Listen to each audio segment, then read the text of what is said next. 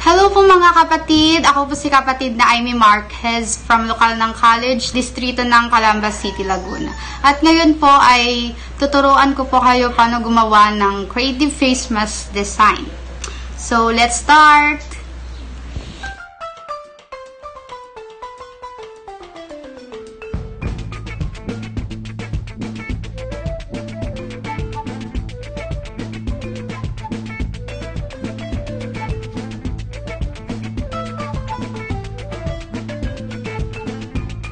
So, ang first step ay i-fold natin siya into 4 and i-layout po natin yung plastic. And ma-mark po natin yung allowance niya and ika-cut po natin kasi masyadong malaki yung allowance.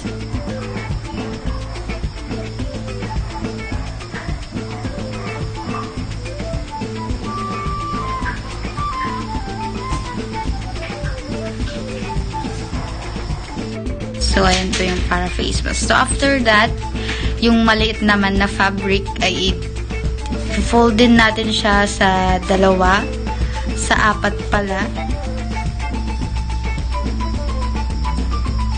Para malinis po yung pagka-touch natin dun sa plastic or sa cellophane.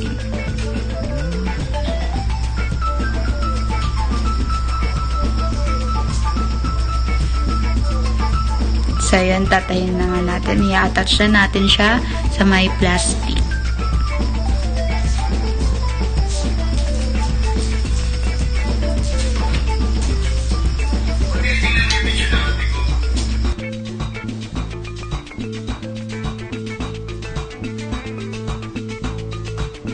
Be sure po na natatahi din po dun sa may ilalim.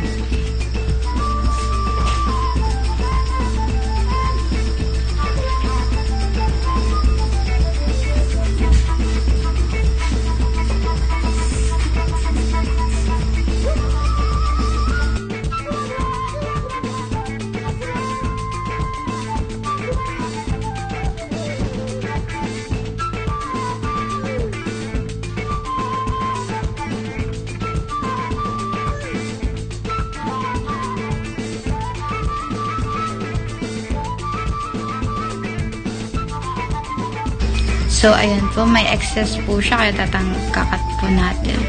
After nun, i-stitch na po natin yung sa my face, sa my mask. Pasensya na po kung napaka-blurry yung pagkakakuhanan. Nakadikit po kasi yung tripod sa may makina, kaya nagkaganan.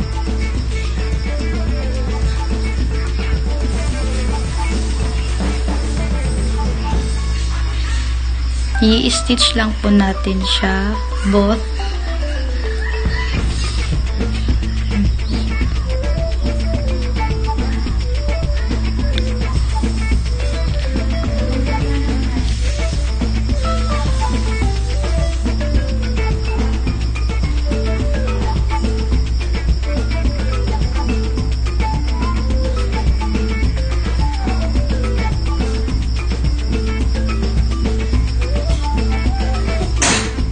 So, after nun, i-attach na din po natin yung plastic sa may loob. Tatahin po natin yan.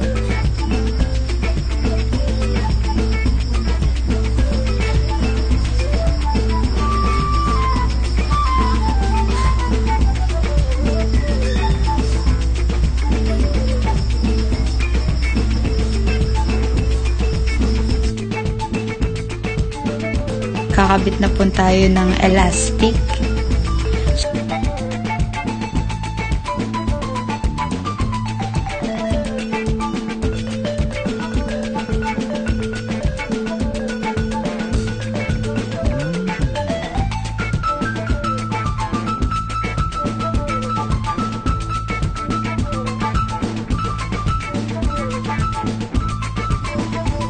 So, after natin ikabit yung elastic, tatahiin na po natin sa side by side.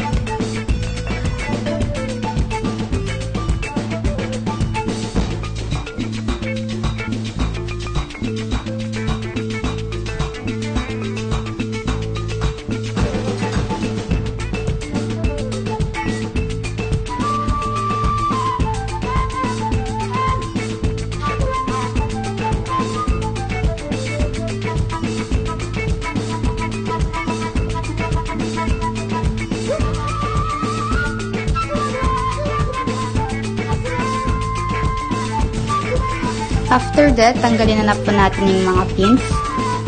And babaliktarin na po natin yung fabric.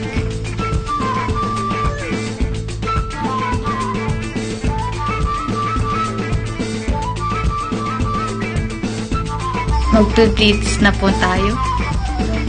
After pataas by 1 inch.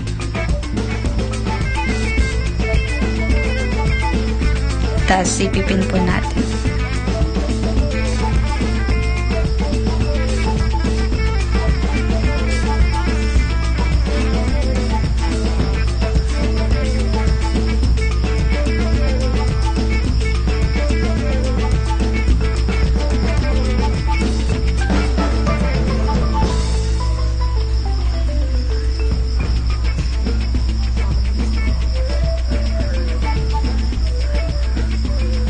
Okay lang din po pala na ihuli nyo na lang yung pagkakabit ng elastic para hindi po siya sagabal sa pag-flip-fits nyo po.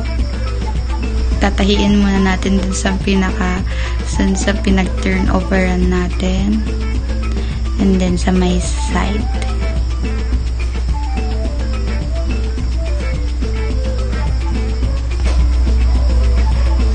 So, etong face mask na po to ay pwede mo siyang gamitin every time na nawawash po siya. Washable po siya.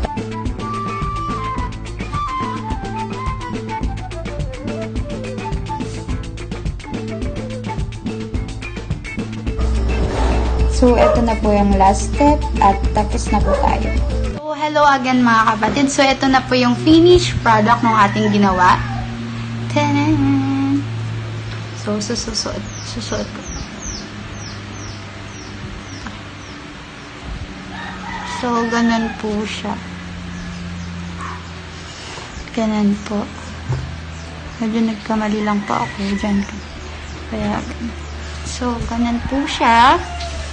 So, sana may natutunan po kayo sa video na to. And, that's all po. Bye-bye!